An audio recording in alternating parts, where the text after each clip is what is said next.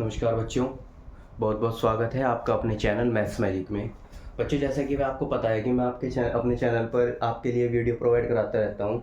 मेरी वीडियो अलग अलग क्लासेस और अलग अलग टॉपिक और कंसेप्ट के ऊपर बेस्ड होती हैं। तो आज की वीडियो डिपेंड है class 6 exercise 21D। Books name है आर एस अग्रवाल। मेरी सारी वीडियो आर एस अग्रवाल से रिलेटेड है और फ्यूचर में शायद मैं और भी तरीके की जो बुक्स होती हैं एनसीईआरटी या फिर आईसीएसई बोर्ड की जो बुक्स हैं उनके ऊपर भी वीडियो बनानी स्टार्ट करूँगा। तो फिलहाल आज की वीडियो में हम एक्सरसाइज 21D जो क्लास 6 का चैप्टर नेम है concept of parameter and area, इस चैप्टर के 4 इंपॉर्टेंट क्वेश्चन इनकी वीडियो में आपको आज प्रोवाइड कराता हूँ। चारों ही क्वेश्चन आपके एग्ज़ाम के प्रीवियस से मोस्ट इंपॉर्टेंट है। चारों क्वेश्चन में मैंने एक क्वेश्चन बोर्ड पर लिखा हुआ भी है, आप चारों क्वेश्चन को ध्यान से समझेंगे। सबसे पहले तो मैं आपको बता देता हूँ कि ये जो चारों क्वेश्चन हैं किस चीज़ से रिलेटेड है। जैसे कि आपका चैप्टर का नाम है concept of parameter and area, means ये जो चैप्टर है आपका ये आपका मेंसुरेशन टॉपिक से रिलेटेड है। मेंसुरेशन टॉपिक एक इस तरीके का टॉपिक है जिसमें हमें चीज़ों को मापना या फिर ये कहें कि हमें उन चीज़ों को नापना सिखाया जाता है कि कितनी उसकी लंबाई है, कितनी उसकी चौड़ाई है, या हमें लंबाई चौड़ाई दे दी जाती है तब हमें कहा जाता है कि उसकी नपाई यानी कि कितनी उसकी ऑब्जेक्ट मेजरमेंट है, हमें वो फाइंड करनी है। तो क्वेश्चन नंबर 2 में मैंने बोर्ड पर लिख रखा है, ध्यान से देखिए आप सब। Find the area of a square plot of side 14 metre.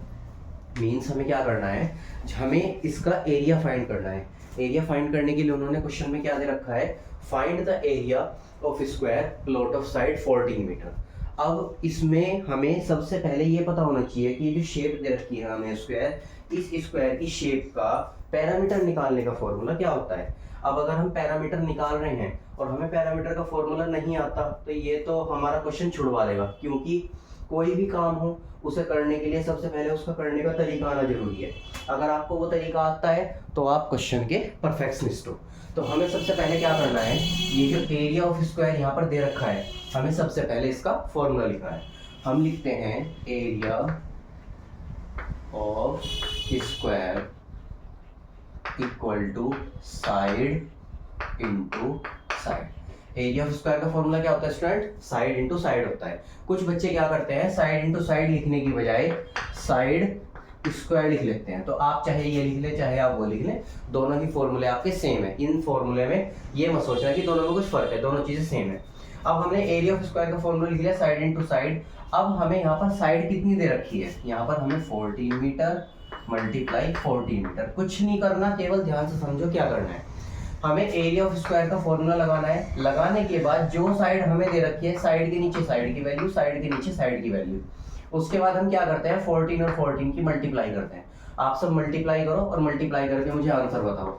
एक बात ये याद रखना, कभी भी मैथ्स करते टाइम शॉर्टकट लगाने के लिए कुछ बच्चे क्या करते हैं, जैसे मैं वीडियो में क्लास रिकॉर्ड कर रहा हूँ फिलहाल, तो कुछ बच्चे क्या करते हैं कि जैसे मैं कहता हूँ कि भाई आप इसकी मल्टीप्लाई करो या आप ये आंसर सॉल्व करो, उस समय बच्चे कैलकुलेटर का यूज़ करते हैं। कैलकुलेटर का यूज़ करना आपके लिए सबसे हानिकारक है। रीज़न हानिकारक का ये है क्योंकि उस समय आप हार्ड वर्क को इग्नोर करके स्मार्ट वर्क यानी कि कैलकुलेटर को यूज़ करके अपना आंसर फाइंड करने की कोशिश में लगे रहते हैं, जबकि वो आपका तरीका गलत है।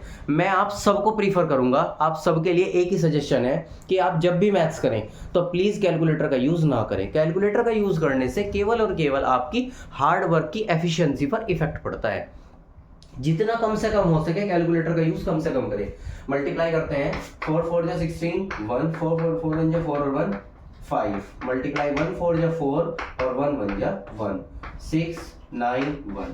तो इसका आंसर आएगा 196। और आंसर के आगे जैसे यहाँ मीटर लिखा हुआ है तो मीटर की पावर 2 आएगा।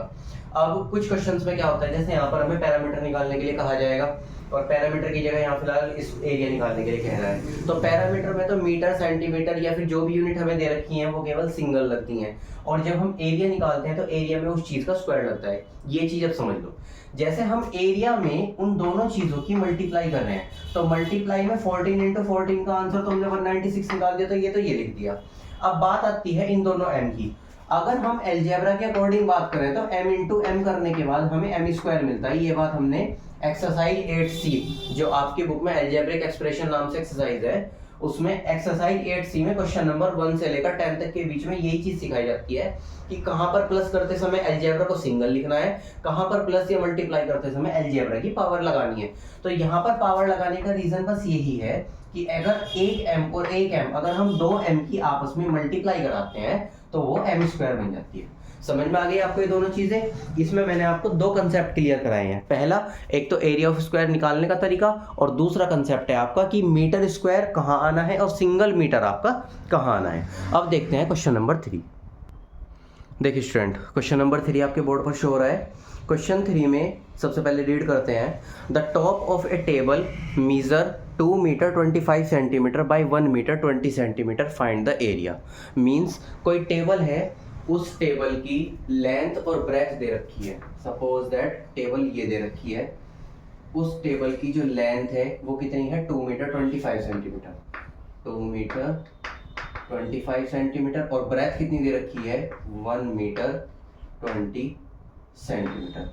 कुछ बच्चे क्या करते हैं, इस क्वेश्चन को कभी मीटर में कन्वर्ट कराते हैं, कभी सेंटीमीटर में कन्वर्ट कराते हैं, और कन्वर्ट कराने के चक्कर में अपना क्वेश्चन गलत करा बैठते हैं। मैं आपको एक ही सजेशन दूंगा, और जब आप मेरे चारों क्वेश्चन चेक करोगे तो उसमें आपको एक बहुत कॉमन सी चीज़ मिलेगी, और मैं आपको वो बात अभी नहीं बताऊंगा, वीडियो के लास्ट में बताऊंगा। आप अपने क्वेश्चन को हमेशा जैसा बुक वाले ने यानी कि पब्लिशर ने दे रखा है, आप अपने क्वेश्चन को हमेशा उसी के अकॉर्डिंग सॉल्व करो, आंसर बिल्कुल आपका एक्यूरेट मैच होगा। मींस कहने का ये है, हमसे वो एरिया पूछ रहा है, अगर हमें लेंथ और ब्रेथ दो चीज दे रखी हैं तो ये कंफर्म है कि वो वाली शेप हमारी क्या है, रेक्टेंगल है। क्योंकि अगर स्क्वायर होती तो उसकी दोनों चीजें सेम मिलती, हालांकि वो दोनों की देता ही नहीं, क्योंकि दोनों देने का तो कोई मतलब नहीं आता। स्क्वायर में वो एक ही चीज दे देता और कह देता फाइंड इट्स एरिया। अगर वो दो चीजें लेंथ और ब्रेथ, या फिर आप ये कहें पहली यूनिट या दूसरी यूनिट, अगर वो अलग अलग दे रहा है तो इसका डायरेक्ट इंडिकेशन केवल इसी बात से है कि वो आपसे एरिया निकलवाना चाहता है, और एरिया निकलने के लिए आपको शेप कौन सी दी है, रेक्टेंगल। अब यहाँ पर सबसे पहले हम क्या करते हैं, एरिया ऑफ रेक्टेंगल का फॉर्मूला लगाते हैं। एरिया ऑफ रेक्टेंगल का फॉर्मूला होता है लेंथ मल्टीप्लाई बाई ब्रेथ। आप फॉर्मूला लेंथ में लिखना चाहें, मतलब शॉर्ट फुल फॉर्म में लिखना चाहें, फुल फॉर्म में लिख सकते हैं। हमें यहाँ पर लेंथ जो दे रखी है 2 मीटर 25 सेंटीमीटर दे रखी है। मैं क्या कर रहा हूँ, 2 मीटर 25 सेंटीमीटर, इसको कन्वर्ट करके लिख रहा हूँ 2.25 मीटर। मतलब ये वाला 2 यहाँ पर, ये वाला 25 यहाँ पर, और मीटर आपका आगे यहाँ पर, और बीच में बस आपको एक पॉइंट लगाना है। अब जैसे आपको दूसरी यूनिट दे रखी है 1 मीटर 20 सेंटीमीटर। अब आप मेरे लिखने से पहले अपना आंसर सोचो क्या करना है। जैसे 225 का 2.25 हो गया, तो अब 120 का क्या हो जाएगा, 1.20 मीटर हो जाएगा। बस अब आपकी लेंथ और ब्रेथ तैयार है, आपको केवल फॉर्मूले में लगा के उसकी वैल्यू निकालनी है। कैसे लगाएंगे फॉर्मूले में, लेंथ की जगह पर क्या लिख रहा है 2.25 मल्टीप्लाई ब्रेथ कितनी लिखनी है 1.20। अब हमें इन दोनों नंबर्स की मल्टीप्लाई करनी है। मल्टीप्लाई करने के लिए मैं आपको दोबारा से फिर उसी चीज के लिए कह रहा हूँ, कैलकुलेटर का यूज मत करो, कॉपी पेन उठाओ और दोनों की मल्टीप्लाई करो। आपके सामने रिकॉर्डिंग क्लास में मल्टीप्लाई मैं भी कर रहा हूँ, और मल्टीप्लाई फिर आपको चेक भी करनी है कि हमारी मिस्टेक आखिर हुई कहाँ है। स्टार्ट करो अपनी मल्टीप्लाई। 2 5 10, 5 2 2 4, 2 2 5, 0 0 0 7 2। मेरा आंसर आया है 27123 अब यहाँ पर मैंने आंसर लिख दिया। अब आपको यहाँ पर एक छोटी सी चीज ये देखनी है, जब हम मल्टीप्लाई कर रहे थे तो हमारी मल्टीप्लाई में 2 पॉइंट यहाँ पर थे, 2 पॉइंट यहाँ पर थे, तो टोटल नंबर ऑफ पॉइंट कितने हो गए 4। अब हमें राइट से लेफ्ट की तरफ चलते हुए 4 डिजिट के बाद पॉइंट लगाना है, 1 2 3 4। तो हमारा आंसर आएगा 2.700, और उसके आगे हम क्या लगाएंगे, मीटर स्क्वायर। ये हमारा इसका आंसर होगा। ये बताओ समझ में आ गया आपको क्वेश्चन नंबर 3। क्वेश्चन नंबर 3 में सबसे पहली चीज आपको क्या करनी है, जो लेंथ और ब्रेथ दे रखी है सबसे पहला तो सिलेक्शन उसका करना है। जब आप सिलेक्शन कर लोगे उसके बाद बस आपको क्या करना है, एरिया ऑफ रेक्टेंगल का फॉर्मूला लगाना है, दोनों वैल्यू पुट करनी है, और वैल्यू पुट करने के बाद आपको उनकी मल्टीप्लाई करके आंसर निकालना है। समझ में आ गया क्वेश्चन 3। स्क्रीनशॉट ले लो या फिर रिकॉर्डिंग क्लास में अपना कॉपी पे नोट डाउन करो उसको। मैं वेट कर रहा हूँ, आप नोट डाउन करो। देखिए भाई क्वेश्चन नंबर 4 बोर्ड पर आपके लिख दिया। क्वेश्चन 4 में हमें कह रहा है a carpet is 30 metre 75 metre long and 80 centimetre wide. यानी कि एक कारपेट है, उसकी हमें यहाँ पर शेप दे रखी है और शेप देने के बाद लेंथ ब्रेथ दोनों चीज़ दे दी, और लेंथ और ब्रेथ दोनों चीज़ मिलने के बाद हमारे दिमाग में केवल और केवल एक ही चीज़ क्लियर होती है, और वो ये होती है कि वो हमारी शेप रेक्टेंगल है। उसके बाद हमें कह रहा है find the cost of 150 metre square, यानी कि उसकी कॉस्ट भी फाइंड करनी है। कोई बात नहीं, कॉस्ट फाइंड करने का इतना इश्यू नहीं है, लेकिन सबसे पहले हमें क्या करना है, ये चीज़ सेलेक्ट करनी है कि बहुत से बच्चे क्या करते हैं, क्वेश्चन में कॉस्ट देखते ही और उस क्वेश्चन को पैरामीटर समझ लेते हैं और क्वेश्चन सोल्व करते हैं। मैं आपको पूरे 10 सेकंड का टाइम दे रहा हूँ, 10 सेकंड के अंदर आप सिलेक्शन करो कि इसमें एरिया निकलना है या फिर पैरामीटर निकलना है।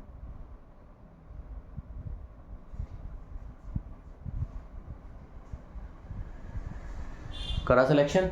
मैं आपको बता देता हूँ कि जो आपका क्वेश्चन नंबर 4 है, आपके क्वेश्चन नंबर 4 में एरिया निकलना है। एरिया निकलने का रीज़न बता देता हूँ। ये जो हमें यहाँ मीटर स्क्वायर दे रखा है, देखो रट्टा मारने की जरूरत नहीं है, आपको क्वेश्चन से ना कुछ पूछने की जरूरत है। अगर क्वेश्चन वाला आपको सारी चीज दे रहा है ना, तो वो केवल और केवल आपकी हेल्प करना चाहता है कि आप केवल क्वेश्चन को रीड करके उसकी प्रॉब्लम को समझो, और उसी प्रॉब्लम को सोल्व कराने के लिए वो आपको क्वेश्चन देता है। अगर हमें यहाँ लेंथ और ब्रेथ दे रखी, तो दिमाग में 2 पॉइंट आते हैं कि पैरामीटर या फिर एरिया। कंफर्म? अब पैरामीटर है या एरिया है, उस बात का पता कैसे लगेगा? हमें यहाँ पर मीटर स्क्वायर दे रखा है, और मीटर स्क्वायर हमारे माइंड में क्लियर टू क्लियर एरिया को डिनोट करता है। हम यहाँ पर सबसे पहले एरिया निकालेंगे। Area of rectangular carpet. Area of rectangular carpet का फॉर्मूला क्या आएगा? Length into breadth.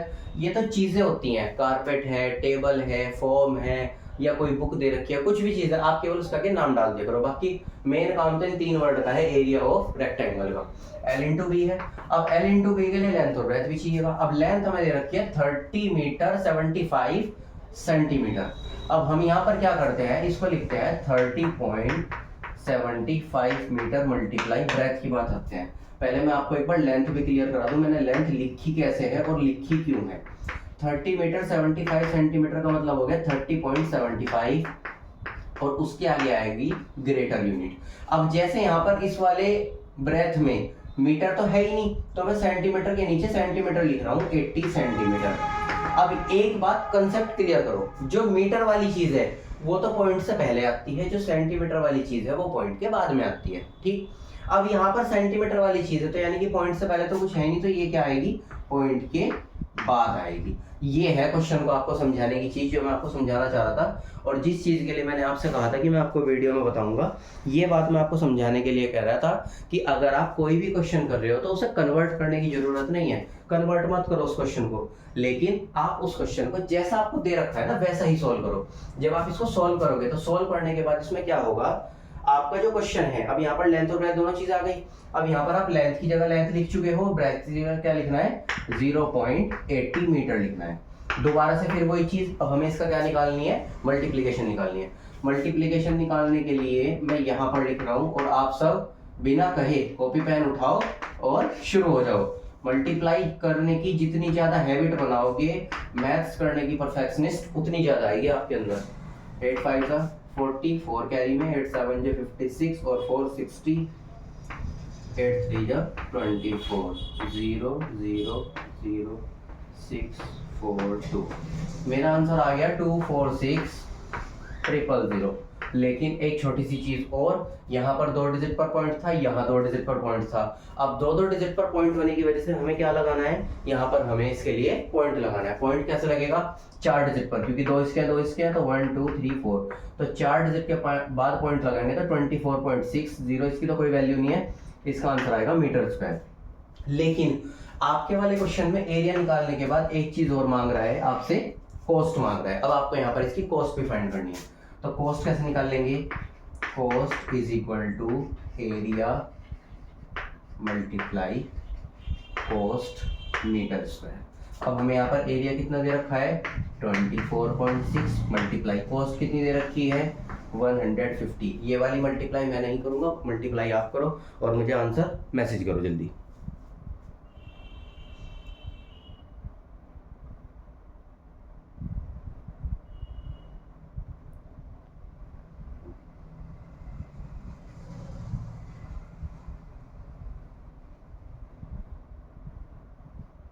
क्या आंसर आया मल्टीप्लाई करके आपका,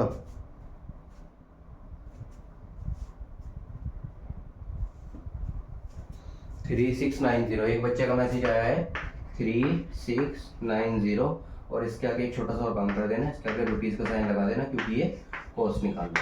देखिए भाई समझ में आ गया आपको क्वेश्चन नंबर 4।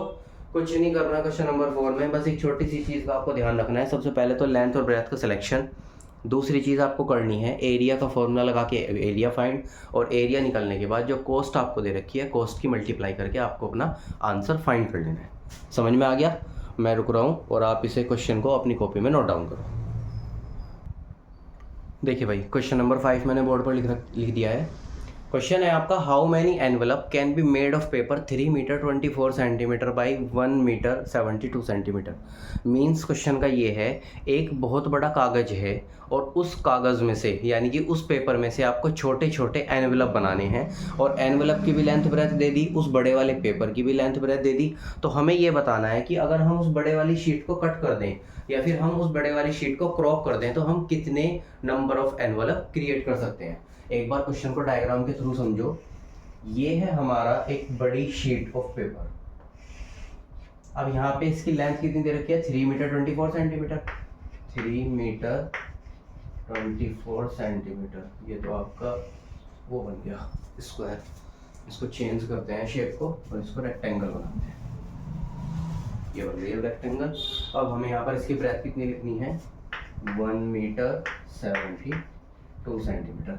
आपको एक छोटा सा हिंट और बता दूं, जब जैसे 3 मीटर 24 सेंटीमीटर है तो लेंथ कितनी हो जाएगी 3.24 मीटर, और ये मीटर है सेंटीमीटर, तो इसकी लेंथ कितनी हो जाएगी 1.72 मीटर। अब हमें यहाँ पर छोटे छोटे एनवलप काटने हैं। मीन्स ये तो पूरी शीट हो गई, इसमें से ऐसे ऐसे एनवलप काटने हैं। अब ऐसे ऐसे एनवलप कितने काटने हैं हमें वो बताना है, जबकि एक एनवलप की लेंथ और ब्रेथ कितनी दे रखी है, मीन्स 18 ये है और उसकी 12 ये है, इस वाली पोर्शन ये जिस पर मैंने कलर कर दिया। अब हमें बताना है कि इस पूरी शीट के अंदर ऐसे छोटे छोटे कितने नंबर ऑफ एनवलप तैयार हो सकते हैं। सबसे पहले हम क्या करते हैं, जो बड़े वाली शीट है इसका एरिया फाइंड करते हैं। तो हम यहाँ लिखेंगे area of sheet. Area of sheet हो या एरिया ऑफ कुछ भी हो, मैंने आपको एक चीज़ समझाई थी, आप केवल किस चीज़ का फॉर्मूला यूज करेंगे, लेंथ इनटू ब्रेथ का। अगर हमारे क्वेश्चन में लेंथ और ब्रेथ नाम के 2 वर्ड ना हो, केवल एक ही यूनिट दे रखी हो, तो इसका मतलब तो वो स्क्वायर होता है। लेकिन अगर आपको 2 चीज़ें अलग अलग दे रखी तो वो स्क्वायर बिल्कुल भी नहीं है, आपकी वो चीज़ क्या कहलाई जाएगी, रेक्टेंगल कहलाई जाएगी। अब लेंथ इनटू ब्रेथ का मतलब क्या हो जाएगा, 3.24 मल्टीप्लाई 1.72 मीटर। इसका आंसर निकालो पहले मल्टीप्लाई करके, जल्दी देखता हूँ आज किस बच्चे का आंसर सबसे फास्ट आता है। मल्टीप्लाई करो जल्दी।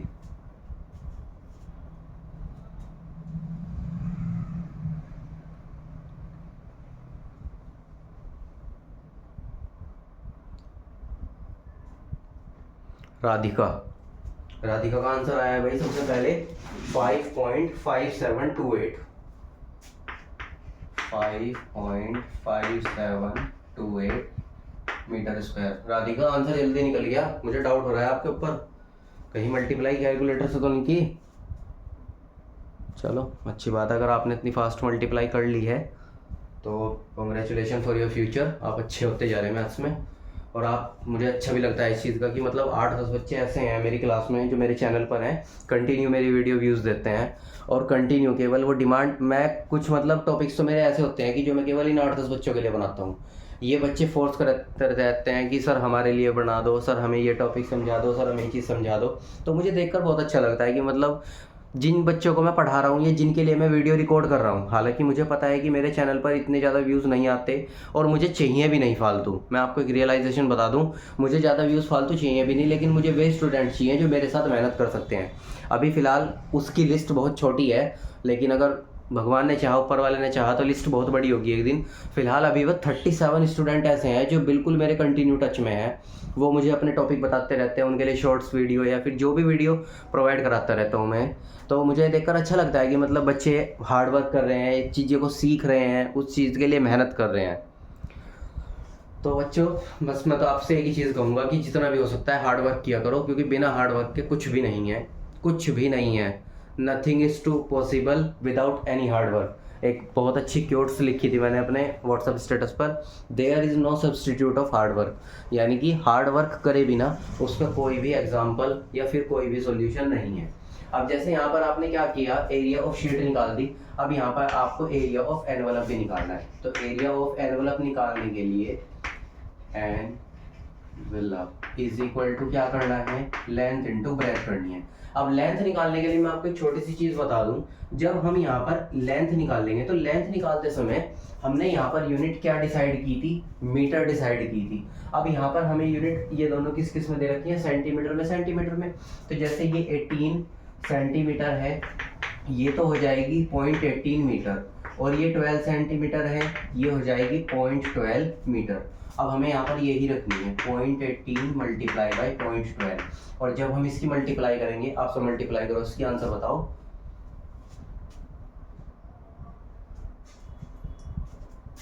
0.0216 मीटर स्क्वायर आएगा। ये आंसर डायरेक्ट मैंने लिखा है, अभी तक किसी बच्चे का आंसर नहीं आया। हाँ, असद, इस बच्चे का आंसर आया 0.0216। असद, यूनिट का भी ध्यान रखा करो बेटे, मीटर स्क्वायर कहाँ लगना है, सेंटीमीटर स्क्वायर कहाँ लगना है, या फिर जो भी यूनिट जहाँ पर भी यूज़ होनी है आप उस यूनिट का ध्यान रखा करो, क्योंकि बिना यूनिट के आपके इन क्वेश्चंस के मार्क्स कटते हैं। तो आंसर आ गया। अब हमें बस छोटा सा काम हो रह गया कि इनके नंबर ऑफ एनवलप निकालने हैं। तो number of envelope is equal to, जो पूरी शीट का एरिया है वो तो ऊपर, और जो एक एनवलप का एरिया है 0.0216 ये नीचे, और बस अब इसको डिवाइड कर दो, आंसर आ जाएगा। डिवाइड करने के लिए जैसे यहाँ पर 4 डिजिट पर पॉइंट है, यहाँ पर 4 डिजिट पर पॉइंट है, तो पॉइंट से तो पॉइंट कट जाएगा। अब आप अपने क्वेश्चन को सिंप्लीफाई कर करके आंसर निकालो, और मुझे बताओ कि आंसर आप लोगों का कितना आता है। चेक करो और मुझे बताओ, जिसका सबसे फास्ट आंसर आएगा मैं वीडियो में दोबारा उसका नाम लूंगा, उस बच्चे का।